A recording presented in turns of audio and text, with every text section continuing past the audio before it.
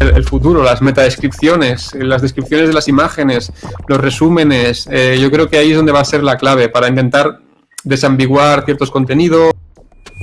Solo que me compartas pantalla, te aviso que se esté viendo bien y ya está. Ok.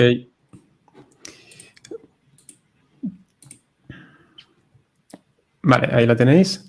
Perfecto. Perfecto. Te dejo con la audiencia, cualquier cosa, me haces una señita y estoy con vos. Vale, bueno, espero que hayan problemas de conexión. Me he tenido que venir a la montaña, a la casa de mis suegros, porque tengo a la niña durmiendo en casa y no quería despertarla. Así que nada, vamos a arrancar. Esta charla trata de cómo podemos usar nosotros, los SEOs, ¿no? La ciencia de datos. Esto de lo que todo el mundo habla y de lo que todos los artículos que vemos y todos los webinars que van sobre esto, ¿no?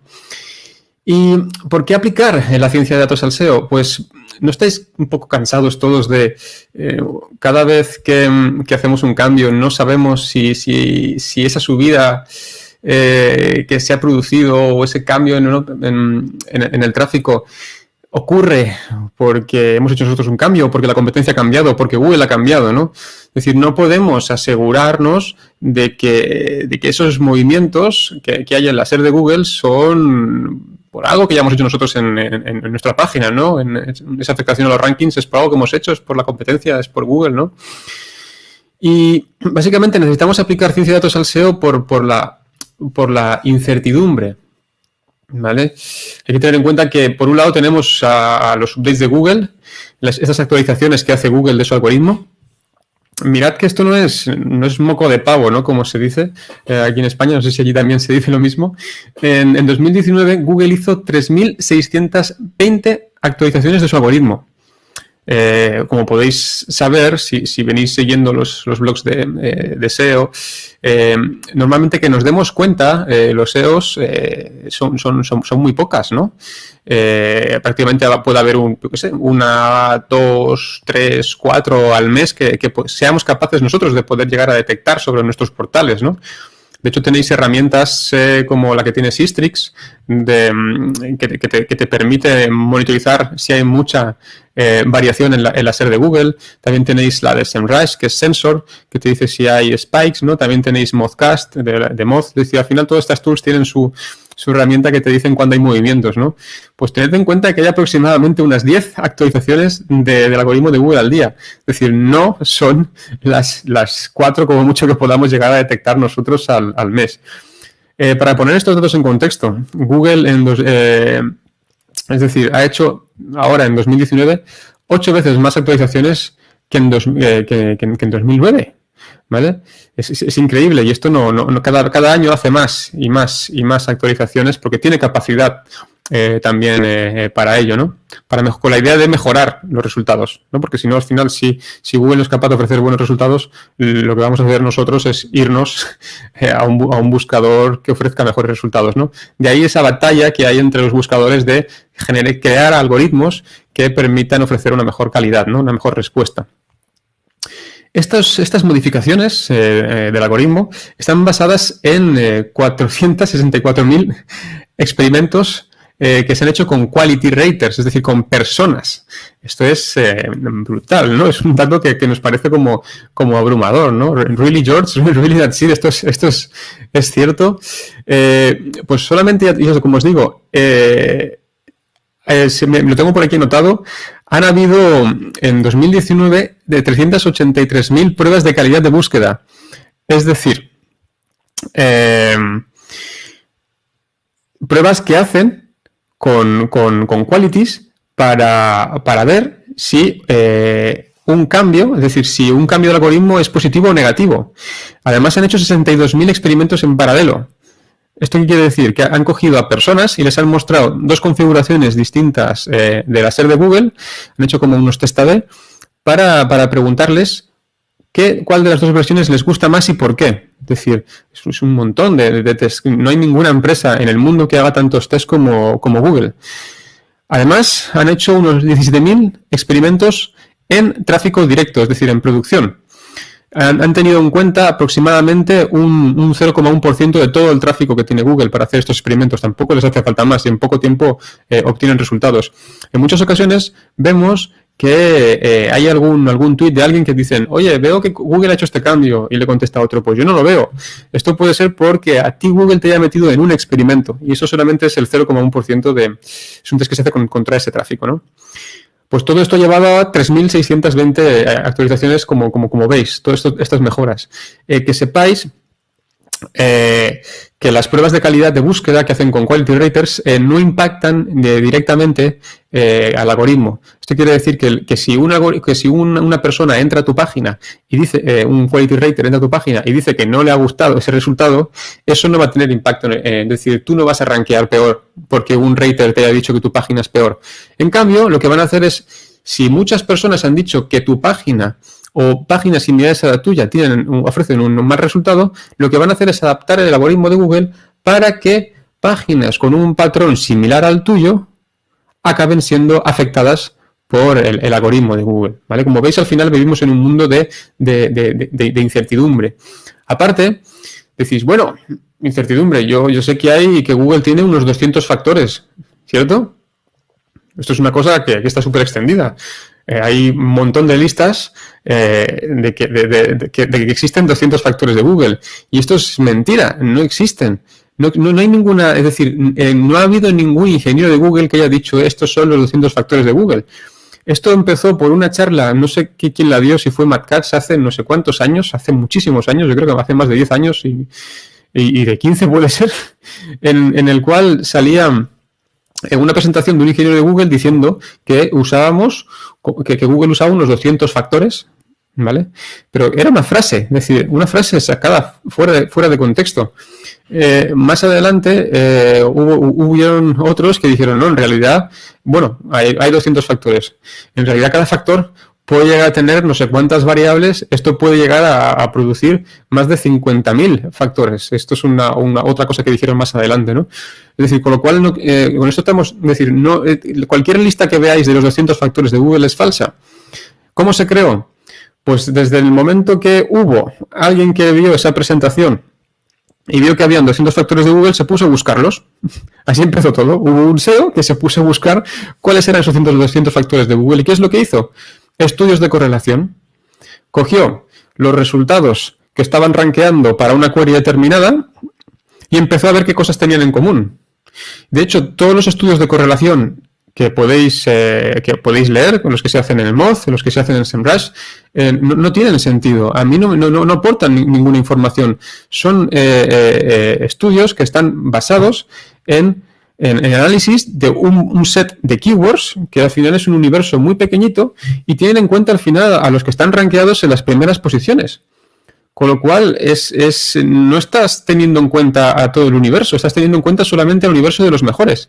Es como si intentas decir o tener por ejemplo, cómo son los seres humanos, ¿vale? Intentas hacer un estudio de cómo son los seres humanos, de qué estamos hechos, o basándonos en los corredores, en atletas profesionales, que son los que corren más, que son los que están primeros en este caso, ¿no?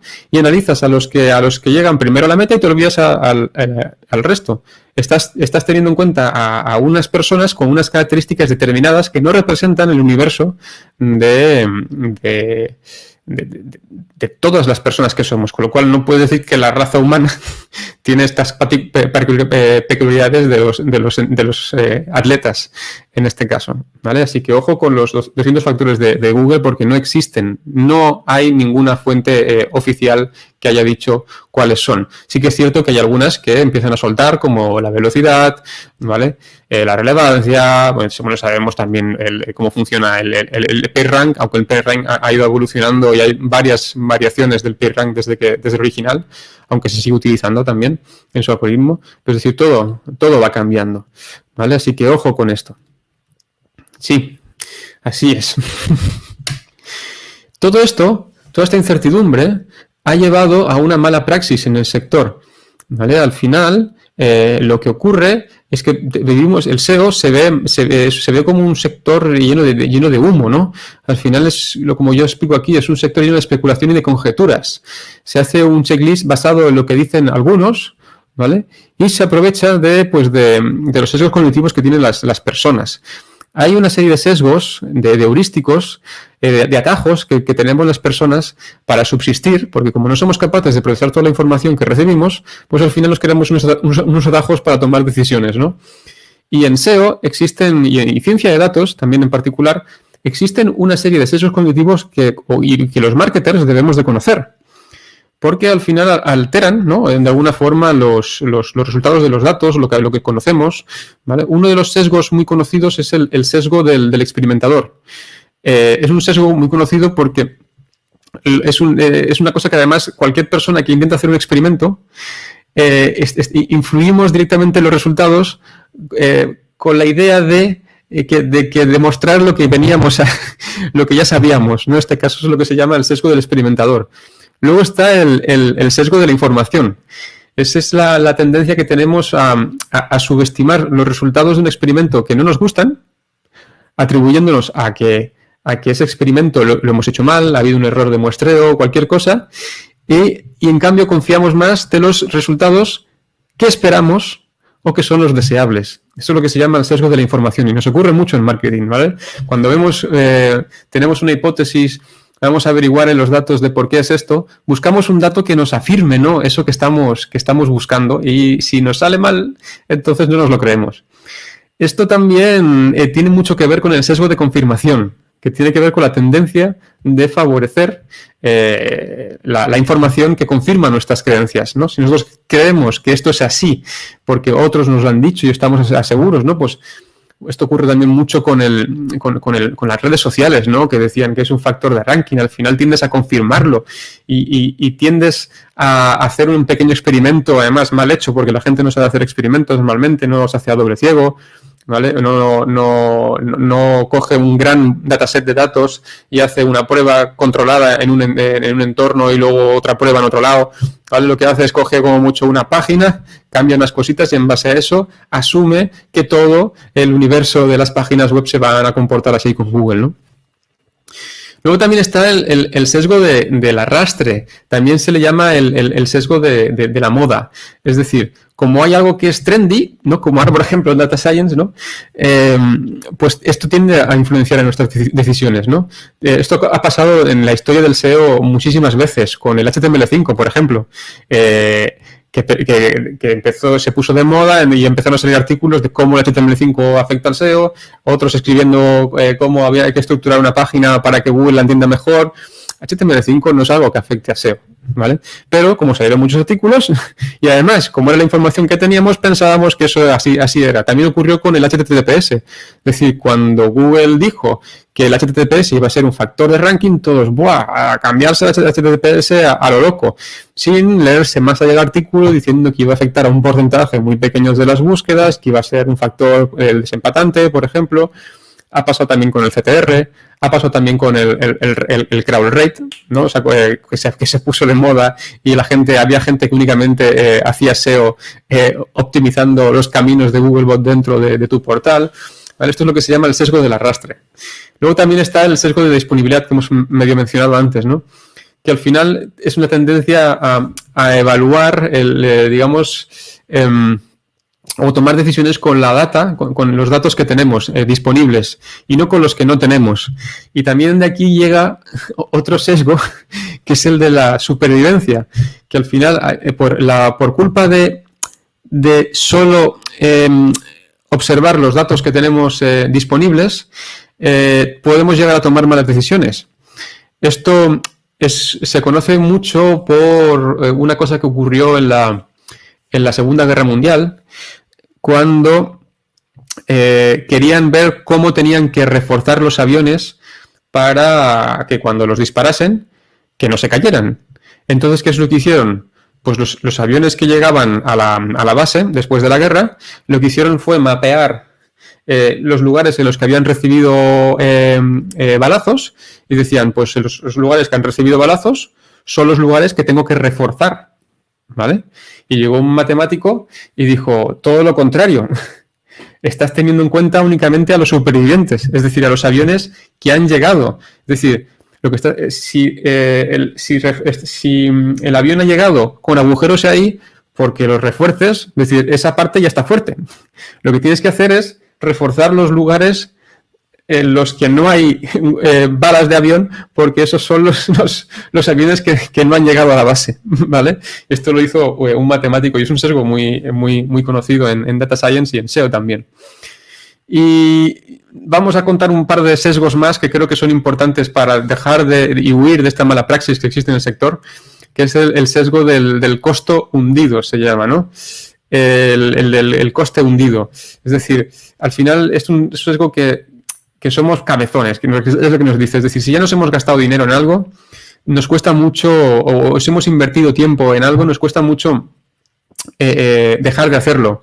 Es muy común, por ejemplo, empiezas una carrera que no te gusta, pero como ya llevas 2 años, pues dices, pues ya la acabo, total, si ya he empezado, ¿no? O sigues viendo esa serie de Netflix que no te gusta, porque como ya la has empezado, dices, pues ya la acabo, ¿no? Y esto ocurre también en SEO, es decir, al final pues puedes seguir contratando a una empresa que te llevaba al SEO y prefieres malo conocido que bueno por conocer. Una frase que nunca entenderé, la verdad. O a veces también ocurre, ¿no? En el mundo del desarrollo, donde te venden un desarrollo a medida, que sí que es cierto que a lo mejor te puede costar un poco más, un coste un poco más cerradito y tal, pero lo que no sabe la gente que le vende un desarrollo cerrado es que esa empresa le va a tener que hacer el mantenimiento de por vida y al final esa página no le va a costar, yo qué sé, 40.000 euros, sino que le puede costar a los 5 años le puede costar más de 100.000 euros. Cuando a lo mejor utilizando un CMS gratuito o algo open source que cualquier persona puede llegar a modificar, algún empleado de la empresa o algo, te puedes acabar ahorrando bastante dinero. ¿Vale? No quiero decir que los desarrollos a medida no sirvan, no saquéis esa conclusión de esto que no es así. Y ya de ahí acabamos ya con el último sesgo, que es el efecto de Dunning-Kruger. Es un sesgo por el cual las personas que con pocos conocimientos creen que tienen un sentimiento como de superioridad que es ilusorio, que es mentira. Es decir, tienden a creerse superiores las personas que están empezando versus las personas que llevan mucho tiempo, ¿no? En SEO no pasa nada, se puede llegar a decir que no sabes algo, no ocurre nada. De hecho, es una cosa que nos pasa a los que llevamos mucho tiempo, que ya al final no sabemos qué es lo que sabemos y intentamos hacerlo todo un poco bien y no damos nada por sentado, ¿no?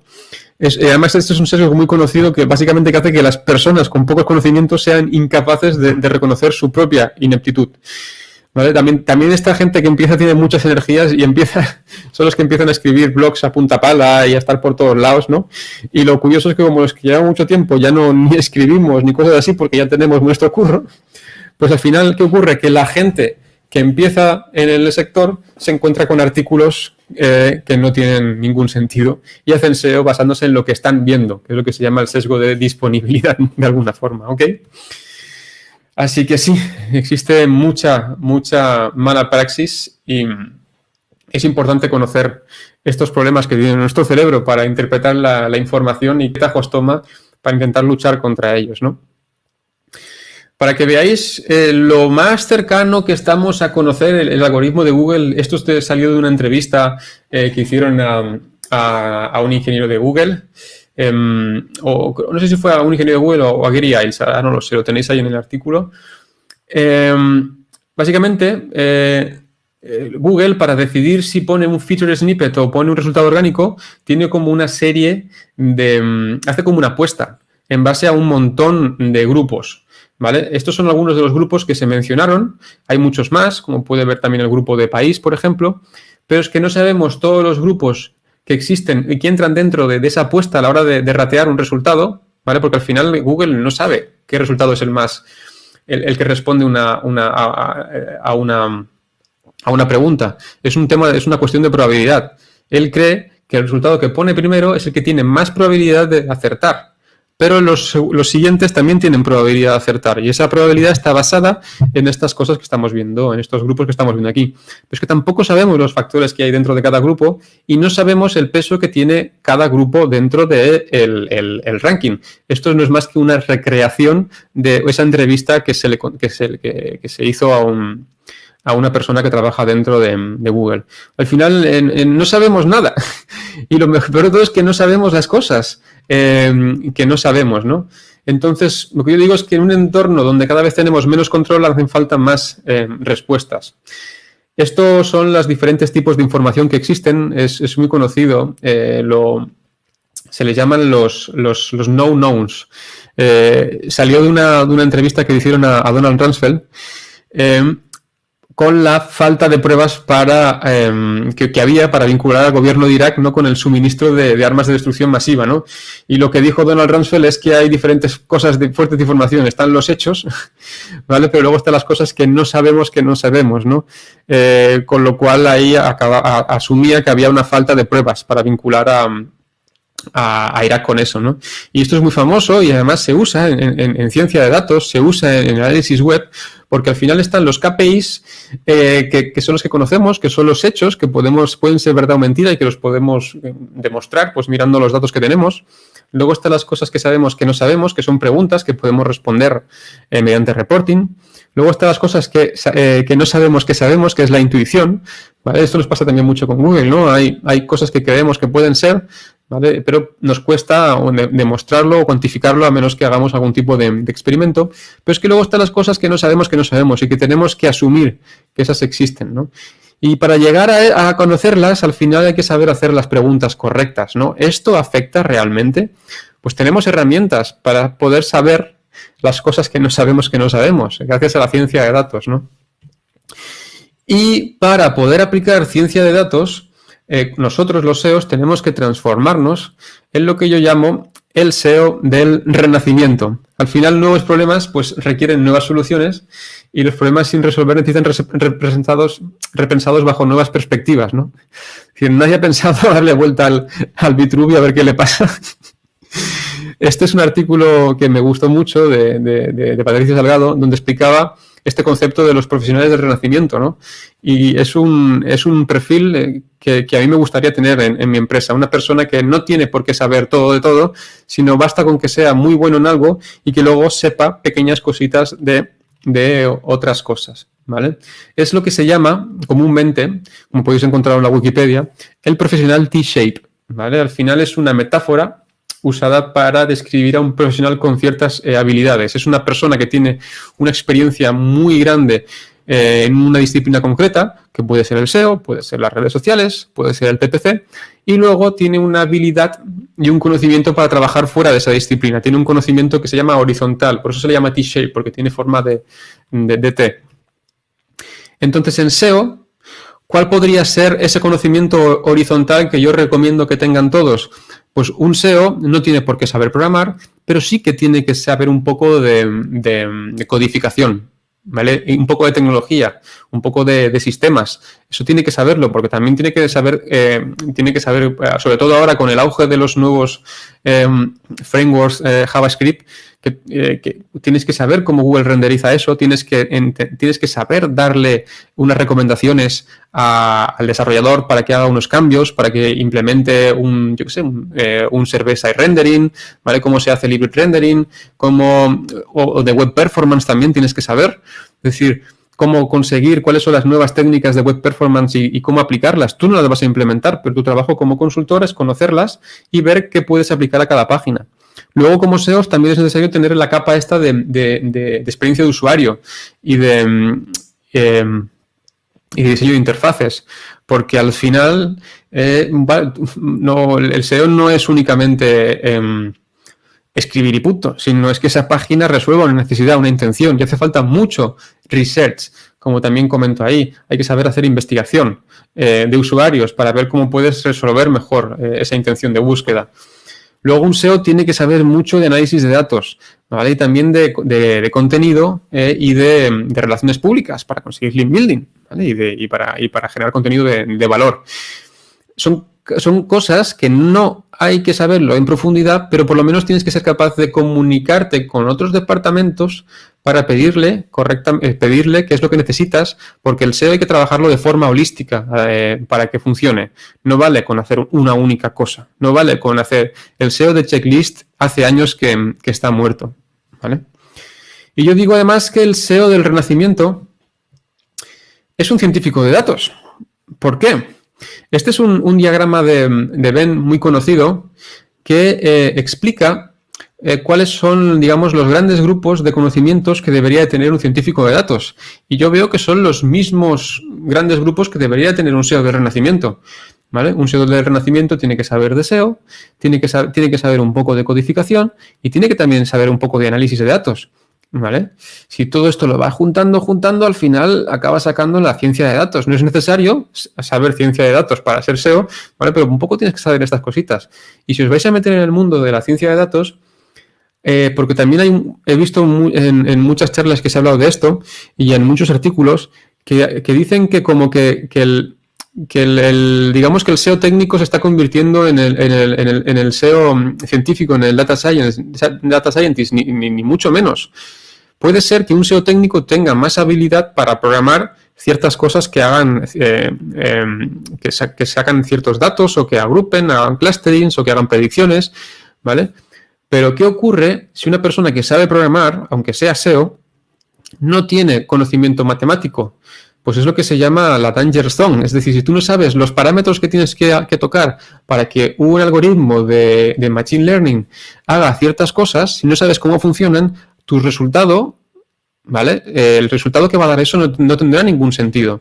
Así que, ojo, porque seguramente lo habéis escuchado por ahí, un SEO técnico no es un científico de datos. Para que sea un científico de datos necesita de tener todo este background también de análisis de datos. Tiene que saber un poco también de estadística. Y siempre digo que no hay nada más peligroso que un tonto motivado.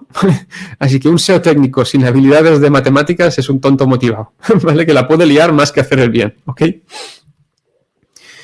¿Por qué necesitamos estas tres cosas para hacer SEO del Renacimiento? Porque un SEO con conocimientos al final adquiere una intuición. Digamos que las habilidades de desarrollador nos permite hacer automatizaciones y luego las habilidades de análisis nos permite dar validez a estas cosas que hemos conseguido. Y con ello conseguimos los famosos insights, ¿vale? Esto lo he sacado de un artículo de Hamlet Batista, que ha estado con vosotros hace un momento, ¿no? De un artículo que me gusta mucho. Y yo creo que el SEO del Renacimiento tiene que ser capaz de hacer estos puntos que describe Hamlet en su blog. En el artículo de RankSense, que es automatizar tareas. Debería también usar datos para resolver problemas complejos. Debe ser capaz de escribir historias convincentes de ideas difíciles de entender. Y también tiene que ser capaz de experimentar e inventar nuevos y efectivos procesos. Este, digamos, que sería el SEO del futuro, el SEO que viene, ¿vale? O el SEO que hay que empezar a hacer ya. ¿Por qué digo esto? Porque esto es lo que me pasó a mí después de estudiar ciencia de datos. Me estalló la cabeza, básicamente, ¿vale? Se me empezaron a ocurrir un montón de cosas que podía llegar a aplicar, que me facilitaban la vida y podía por fin sacar conclusiones certeras y que he ido aplicando con clientes y con mucho éxito. Es decir, al aprender ciencia de datos se me ha abierto un nuevo mundo que puedo aplicar para hacer mejor mi trabajo y mucho más rápido, ¿vale? ¿Y por dónde empiezo si quiero ser científico de datos? Pues hay muchos caminos, ¿vale? Pero normalmente se suelen escoger dos. Se puede escoger el camino de Batman o se puede escoger el camino de Superman, ¿no? Hay dos lenguajes. Uno es Python, que es en este caso yo Python lo relaciono con Superman. Y luego tenéis otro lenguaje que es R, que sería como Batman. Son dos lenguajes que si os queréis dedicar a la ciencia de datos son los mejores que podéis encontrar por la facilidad que tiene de la curva de aprendizaje. Sí que es cierto que es un poco grande, pero bueno, al final con poco conocimiento se pueden empezar a hacer cosas ya interesantes, ¿no? ¿Por qué digo que Batman es R? Porque es un lenguaje que es como como un detective, ¿no? Es inteligente, es astuto, usa varias herramientas para poder sacar más poder de sí mismo, ¿no? Es una persona que tiene más cerebro que músculo y Superman es todo lo contrario. Superman es más músculo que cerebro. Supongo que por eso lo ganó en la película de... Bueno, ya he hecho un spoiler, ¿no? Una cosa que nunca entenderé, porque Superman le metería una tunda a Batman rápidamente, ¿no? Pero supongo que fue porque, bueno, un poco tonto Superman. Le falta un hervor. Entonces, es una persona que tiene mucho músculo. Sí que es cierto que es más elegante. A mí personalmente, como informático, el Python me resulta más elegante que el R, lo entiendo mejor. No quiere decir que un lenguaje sea mejor que otro, pero a mí como informático me resulta más fácil de comprenderlo y de hacer cosas sobre él.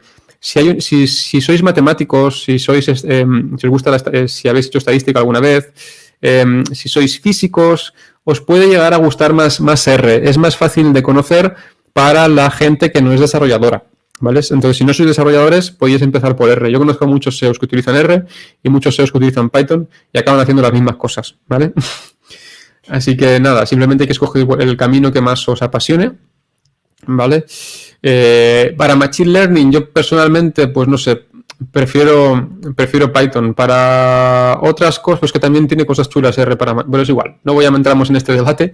Las dos son buenas herramientas por las cuales podéis empezar, ¿vale?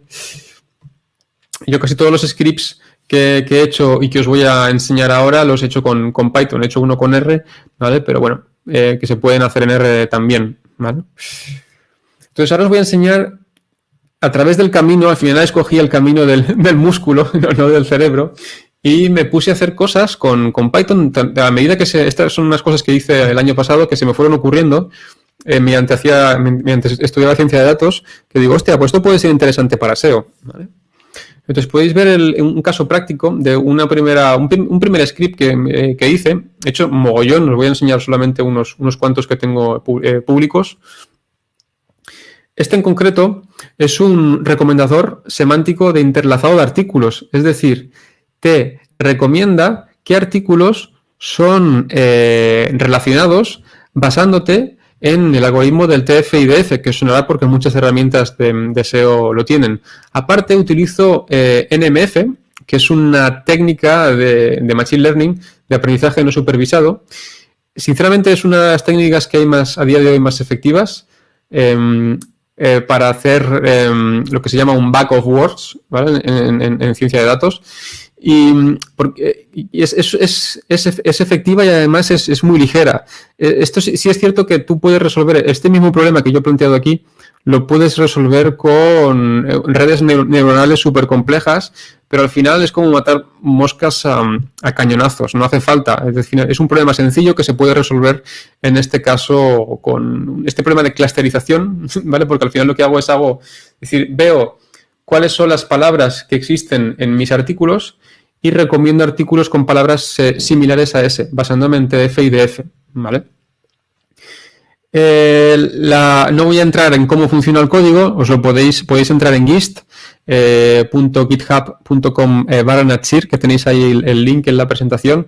Y de hecho, si os instaláis un Jupyter Notebook o hacéis uso de Google Colab, que Google Colab es una herramienta de Google donde tú puedes hacer correr un entorno de desarrollo en Python, aunque en poco tiempo ya entiendo que van a permitir el incluir otros lenguajes, si no, no tendría sentido, ¿no? Porque te limita un poco. Esto pasa también con AppScripts, que a día de hoy solamente acepta JavaScript, pero va a poder permitir otros lenguajes, lo cual estará bastante bien. Entonces, si este código lo copiáis y lo pegáis en un Google Colab, os funcionará. Lo que tenéis que hacer es básicamente darle a crawlear todos los artículos de vuestro portal, se los dais a la herramienta y la herramienta es capaz de deciros qué artículos son relacionados. ¿Por qué es importante crear, interlazar artículos de forma semántica en este caso? Pues porque para pasar más peso semántico en este caso tanto al artículo que enlazas y para incrementar también hay un algoritmo que es el algoritmo de hits, que se basa en... podríamos decir que es lo contrario del PageRank, que dice cuánto de relevante es una página basándote en las páginas a las que tú estás enlazando, ¿no? Y es un algoritmo muy antiguo que usó Google en su día, seguramente lo utilizará a día de hoy de algunas de las formas, pero bueno, es una forma de buscar. Os podéis llegar a crear algún tipo de herramientita que os diga qué artículo debería enlazar, ¿vale? Este artículo para asegurarnos pasar la máxima fuerza semántica pasándote en un artículo, en un algoritmo de aprendizaje no supervisado como es el que os estoy enseñando aquí, ¿vale? Otro ejercicio que hice, pues muchas veces se nos habla de lo que es la intención de Google, pero realmente, perdón, cómo resolver la intención de Google, ¿no? O qué intención resuelve una SERP, pero realmente nadie sabe qué es lo que es la intención, ¿no? O cómo podemos medirla de forma matemática. Entonces, esto está basado en un trabajo que hizo, creo que fue Rodley Tursley, no me acuerdo del nombre, perdonad, está puesto en el script. Si entráis en github.com, github.com/Natsir, lo tengo citado arriba a la persona que lo hizo, y se le ocurrió una forma de, tú le pegabas digamos, todo el texto que había en la SER de Google y él analizaba semánticamente la SER de Google para ver qué palabras se repetían, es decir, qué cosas tienen en común los resultados que están rankeando en ese top 10, ¿no? ¿Qué palabras se repiten? Entonces, si entráis en esa URL vais a ver que yo hice un ejemplo con vestido de fiesta para ver cuáles eran los verbos más repetidos, los adjetivos más repetidos, y eso te da una idea de cómo se configura la SER de Google, qué tipo de verbos, palabras están utilizando, si aparecen en tiendas, si es un resultado local. Con todo esto puedes acabar entendiendo cuál es la intención, ¿vale? Más o menos, y hacerte una idea de cómo deberías de titular tu página o qué contenido incluir dentro de ella, o cómo tendría que ser la descripción, qué palabras incluir, ¿vale?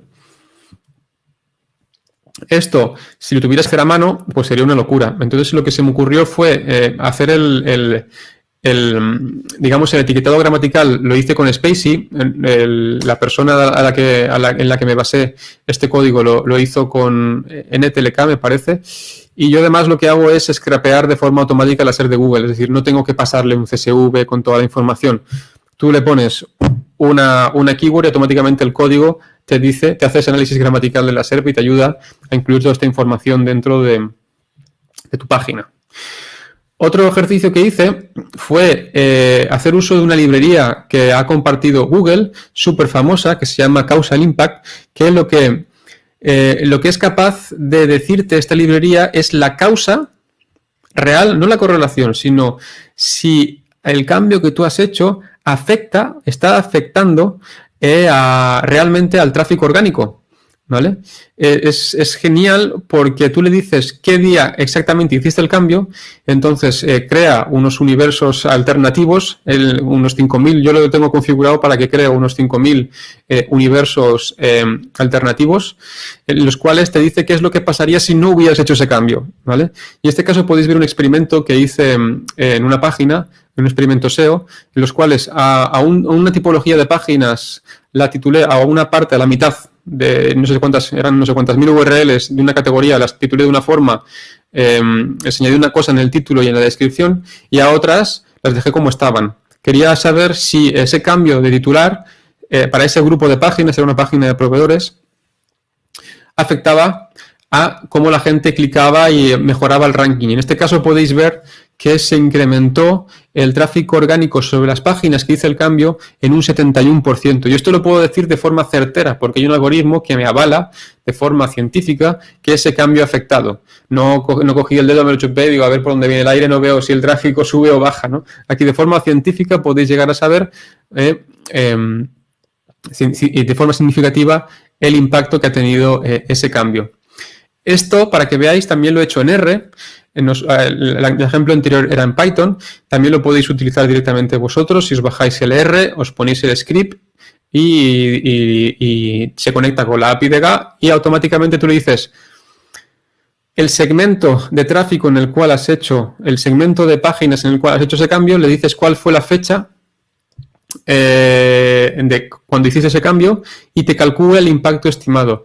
Aquí podéis ver otro experimento que hice sobre otro grupo de páginas y al final, a ver que me salga el report. El report final podéis ver que hubo un incremento del 22% del tráfico orgánico con una probabilidad superior al 95% de que eso sea certero, ¿vale? Así que por fin podemos hacer experimentos certeros, ¿vale? Podemos llegar a experimentar y dejamos ya de asumir los cambios si funcionan o no. Así dejamos también de que las empresas dejan de perder el tiempo.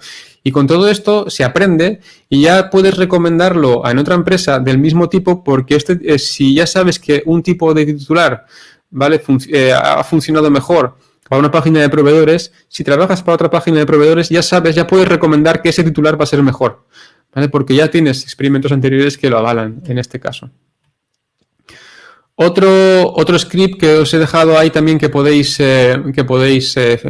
fisgonear y trabajar con él es formas de hacer una predicción de datos SEO. Es decir, puedes llegar a predecir qué es lo que le va a ocurrir en el tráfico en el futuro. Esto viene muy bien para vender proyectos porque tú coges un par de años, por ejemplo, y el algoritmo te calcula con un intervalo de confianza. Básicamente aquí tenéis el intervalo de confianza. La línea verde es, digamos, la predicción que cree que va a ser la mejor.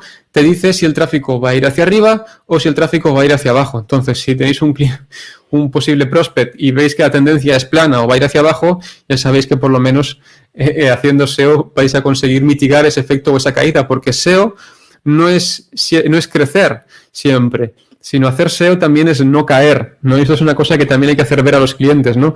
El parar tendencias negativas, el hacer que el tráfico, el hacer una migración, por ejemplo, y que el tráfico se quede estable, por lo menos, y que la idea es que crezca, ¿no? Pero por lo menos que no baje, ¿vale? Además, este algoritmo lo he mejorado y le he añadido una cosa que se llama Mandarima, que lo que hace es que prueba diferentes modelos de Machine Learning, prueba diferentes configuraciones de los parámetros, ¿vale? Y se queda con cuál es la mejor, con lo cual te evitas el tener que hacer una y otra vez, ir configurando los parámetros del algoritmo para que te diga cuál es el mejor, el que mejor se ajusta, ¿vale? A los datos en este caso. Estoy utilizando un algoritmo que se llama Sarimax. Sarimax a día de hoy es de los mejores algoritmos que existen para hacer predicciones. Hay por ahí otro que ha sacado Facebook, que es Prophet, pero a mí, sinceramente, para series de datos del tipo con los que trabajamos los SEOs, el tráfico orgánico, ¿vale? La que más me gusta es Sarimax, antes que Prophet de Facebook.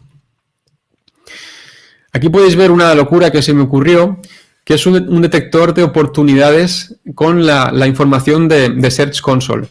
Esto lo que está haciendo, lo que hace este algoritmo, es se conecta al API de Search Console, ¿vale? Se extrae 25.000 filas de lo que tú escojas, si quieres mobile, desktop o tablet, y lo que hace es, ahora vais a ver lo que va a ver cuando pinte. Ahora estoy construyendo los data frames y luego los voy a pintar con una librería que se llama Bokeh de visualización y sirve para detectar oportunidades en toda la información de Search Console. Ahora la vais a ver que empieza.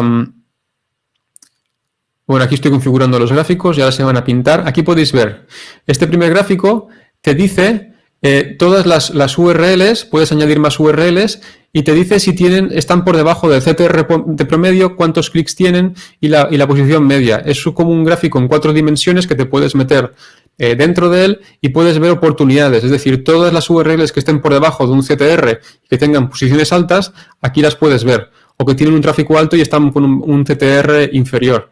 Aparte, utilizo un algoritmo de clusterización para las queries, lo hago también por secciones, es decir, saco todas las secciones del portal y te digo qué secciones son las que están peor en promedio para arreglar. Y aparte, aquí lo que hago ahora es coger todos los topics, es decir, saco todas las keywords y las agrupo en topics, las clusterizo y te puedo decir en qué temática estás peor con este algoritmo, ¿vale? O como os digo, esto es gratis y os lo podéis descargar y ejecutar a través de ese link que os dejo. Y, por último, os pinta una tabla dinámica donde te dice cuáles son las URLs que tienes que arreglar para mejorar el CTR. Son URLs que tienen una posición entre la 3 y la 6, las tengo configurado por defecto, pero podéis cambiarlo como podéis ver aquí. Aparte, podéis cambiar el CTR. Lo que hago es básicamente URLs que tengan una posición que estén antes entre la 3 y la 6, con un CTR muy por debajo al promedio, y automáticamente ves oportunidades. URLs que si las linkases mejor, si cambiaras el titular, seguramente aparecerías en un top 3 muy fácilmente, con muy poco esfuerzo, y el tráfico se dispararía. Esto es un ejercicio que vengo haciendo con varios clientes y que funciona genial, gracias a través de este informe. Luego, además, tengo este que yo le llamo booster a este algoritmo que he hecho, este script con Python, que además os dejo, hay un vídeo.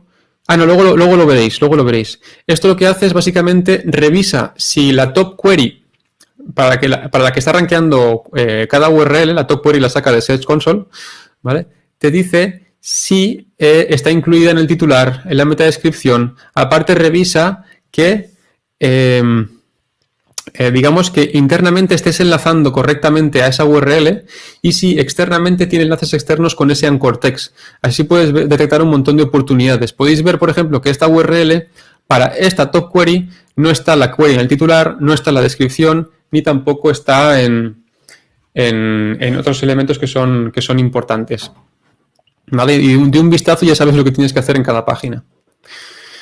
Ya, por último, os enseño otro script que he montado, y que además tenéis aquí un vídeo en YouTube, que es un vídeo que me invitó Hamlet a dar con él. Explico cómo funciona, cómo podéis ejecutarlo. Además, si seguís los pasos de este vídeo, podéis ejecutar el resto porque está hecho para dummies, para que todo el mundo lo entienda. Podéis ejecutar este código y el resto de códigos, si seguís los pasos de este vídeo, donde explico cómo encontrar posibles problemas de canibalización. Además, explico qué es lo que es la canibalización y cómo resolverlos mediante este algoritmo de Python, ¿vale? Mediante Search Console te extrae la información de Search Console y te dice qué keywords posiblemente estén canibalizadas. Y ahora os voy a compartir rápidamente otros recursos que me han gustado, para que veáis que hay otra gente que está haciendo cosas que son muy interesantes. En este caso tenemos un minado de toda la información de Google Trends con R, que lo que hace es extraer Google Trends, los datos de Google Trends, te hace predicción de los términos, es decir, este término cómo va a ser en el futuro, y aparte te hace text mining de esos términos para encontrar relaciones entre ellos. Es brutal. Ahí tenéis el artículo donde explica cómo hacerlo con R. También tenéis este otro algoritmo, que es un clasificador de texto con Python, que básicamente lo que hace es, dado un dataset de datos inicial, te predice cuál debería ser la categoría de ese artículo, basándose en la URL, el titular y el texto. Esto es muy útil, por ejemplo, para equipos de redacción, para que de forma automática te clasifique un algoritmo cuál es la mejor categoría un artículo, y evitando que lo hagan, por ejemplo, los periodistas, que muchas veces la lían con estas cosas, ¿vale? No meten a veces en el tag que corresponde al artículo que corresponde.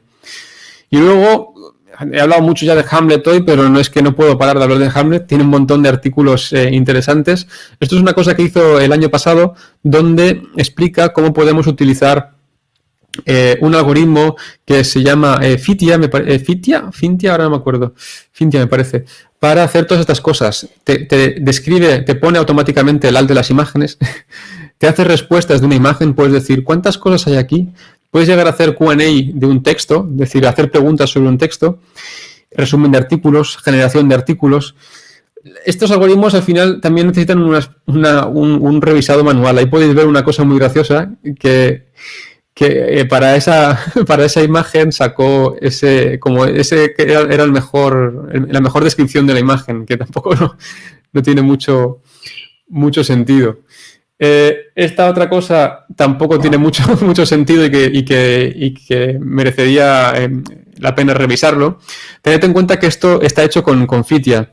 No sé si conocéis BERT, a los que hagáis SEO os sonará, ¿no? Google a día de hoy ya utiliza BERT, ¿no? Pues Fitia, digamos que tiene muchos menos parámetros que BERT, es un algoritmo inferior. Que sepáis que Hamlet tiene artículos nuevos con BERT. Que sepáis que hay otros algoritmos mucho mejor que ver, como el GPT-2, también está el GPT-3, del cual si buscáis GPT-3 en Google vais a flipar con todas las cosas que está haciendo, ¿vale? Tened en cuenta que Google que ha invertido 12 millones de dólares en entrenar el modelo, ¿vale? Y hay un montón de SEOs haciendo locuras con GPT-3 a día de hoy, te pueden generar un texto. Si ya con Pitias, que es de Facebook, ya Hamlet ha hecho estas cosas, imaginaos lo que puede hacer con un algoritmo que es tropecientas mil veces es superior. Y para acabar los ejemplos, también todo lo que hace Fight2 en Twitter es brutal. Ahí os dejo otro artículo que es espectacular de todas las cosas que se pueden hacer con Python. Si queréis profundizar, esta web es un agregado del estado del arte en Computer Vision, NPL y con algoritmos que podéis llegar a probar en un momentito. Y estos son los capos a día de hoy, si os queréis meter en este mundo que hay que seguir. Son gente que sigo, si no es a través de Twitter, por lo menos me leo sus artículos en el blog y son brutales, son gente que tenéis que seguir, así que haced un pantallazo a esto ya. Y si algún día os decidís hacer algún curso, aseguraros que ese curso tenga estas librerías, ¿vale? Cuando os leéis la descripción del curso, aseguraos que tenga estas librerías, por lo menos si escogéis Python. Estas otras, ¿vale? Y yo también os he hecho un poco el trabajo de filtraros los cursos de calidad sobre ciencia de datos y estos son los cursos que yo recomendaría si tuviera que empezar a día de hoy en Python, ¿vale? Desde Datacamp, HarvardX, Coursera y Udemy, estos son los mejores cursos para aprender ciencia de datos a día de hoy de forma online, ¿vale? Así que nada, muchas gracias. Que he tenido que ir rápido porque tenía el móvil 2 minutos, 3 minutos y digo, voy a correr, pero bueno, ahí quedado grabado y la presentación la tendréis disponible también. Súper bien. No, pero estuvo muy entretenida la charla y me gusta mucho porque inmediatamente después de tu charla viene Hamlet, después viene Gastón y termina David Sotimano, que nos va a hablar un poquito de ver. Yo tengo una duda muy personal. ¿Ya le has dado una mordidita, una probadita a GPT-3 o todavía no? No, he pedido el acceso, pero no me lo han dado. Lo he hecho con tropecientas cuentas de correo, imposible, no he podido. Yo creo que todos estamos en la misma, Hamlet y David también. Entonces es como difícil acceder a la herramienta si no hay alguien por ahí en la mitad. Sí, a menos que seas de alguna facultad o algún centro de investigación. No sé, los primeros que lo han conseguido tuvieron mucha suerte. Yo estoy intentando que me den acceso y no he podido. Pero bueno, al final va a ser de pago. Va a ser de pago. Entonces... Yo creo que va a ser un reino natural para todos los spammers del universo. Van a darle durísimo a GPT-3. Creo que esa va a ser la parte negativa. Y hay un, no sé si es un miedo o es qué, pero se dice que, por ejemplo, el modelo dejó de aprender en octubre del año pasado cuando apagaron. Entonces, todo lo que está pasando desde ese momento hasta el día de hoy no tiene aprendizaje, pero yo no me lo creo tanto. ¿Vos? No, a ver, ten en cuenta que se ha entrenado con tantos datos que creo que va sobrado, ¿vale? Y también hace falta muy poca configuración para hacerlo funcionar. Sí. Creo que va, digamos, a hacer la ciencia de datos accesible para todo el mundo. Es la sensación que a mí me da. Que todo el mundo va a poder desarrollar aplicaciones sobre eso porque es agnóstica a nivel de dispositivo, lo puedes implementar en cualquier sitio, funciona en cualquier lado, en un lo que sea. Va a ser la explosión. Ya después de esto no sé qué va a hacer Bing, porque Bing sacó un modelo que reventó el estado del arte de la ciencia de datos del NPL. Se comió a BERT, Bing, pero luego Google va y saca el GPT-2, que ya fue brutal. De hecho, ¿quién hizo un artículo no hace mucho, una presentación muy chula? Mike King, me parece, sí, hay PullRank, sobre cómo utilizar GPT-2 para crear descriptivos en un e-commerce, por ejemplo, ¿no? Brutal. Pues ahora GPT-3 es que ya es la locura. Si veis los ejemplos, si buscáis en Twitter o ejemplos de lo que está haciendo la gente, con eso es increíble. Y creo que hay que subirse ya al carro porque esto va a ser el futuro. Las metadescripciones, las descripciones de las imágenes, los resúmenes. Yo creo que ahí es donde va a ser la clave para intentar desambiguar ciertos contenidos, ¿no? Y intentar dotar a las páginas de cierto contenido cuando no hay recursos humanos para ello, ¿no? Así es. Hay un repositorio por ahí, un sitio web que está recopilando como todas las implementaciones que están haciendo con GPT-3 y lo está como subdividiendo en contenido, temas de diseño, porque por ejemplo están haciendo como unas aplicaciones que conectan con Figma y vos le das una orden, entrenas al modelo con algunos parámetros y es capaz como de escribir ciertas líneas de HTML, CSS, como para ambientar una interfaz gráfica de algo parecido a Spotify o algo parecido a Uber. Y lo puede sí. Sí, también vi una cosa que decía, uno se puso utilizó GPT-3 para desarrollar páginas en React. Y el tipo hacía, ¿qué ponía? Créame, él escribía, hazme un botón que sume 4 y que reste no sé cuánto, y ya está, y le daba clac. Y te creaba una interficie que con 2 botones y ya te lo hacía, la suma, la resta, todo en React. Espectacular, espectacular. Pero nada, Natsir, darte las gracias. Yo creo que todas las preguntas que estaban haciendo en el chat, Natsir las respondió al final con el tema de dónde formarse, bajo qué modelos, qué lenguajes de programación, en fin. Creo que todo está respondido ya con el final de Natsir un poquito veloz, pero eso va a quedar en la charla.